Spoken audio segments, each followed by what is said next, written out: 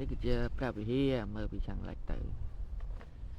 នេះគឺក្រោយព្រះវិហារបងប្អូនកុំច្រឡំថាខាងលិចពីមុខគឺខាងកើតទេដែលចំពីមុខនេះគឺបាំងដើមឈើហើយអញ្ចឹងមើលវិញទៅមើលពីខាងជើងមិនច្បាស់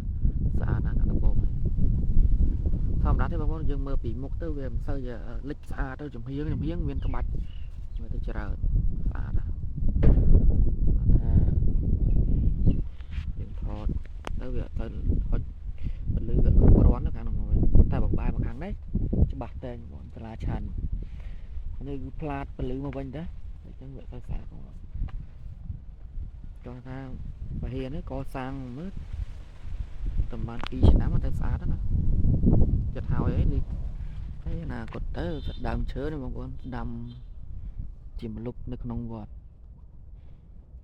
នេះអនាគតទៅមានដើមឈើជាម្លប់ស្រួលមានក្តៅឯបាបបងប្អូនមកធ្វើបុណ្យទៅទៀតនេះហើយវានេះយ៉ាង2ឆ្នាំទៅគេបញ្ចុះសមាស្អាតណាបងប្អូននៅសុកស្អាងហើយកដាលយើងមានសិទ្ធិការដែរតាមសួនមើលសិទ្ធិតាមសួនណានេះគេសម្អាតអ្នកសម្អាតគេធ្វើចិត្តហើយ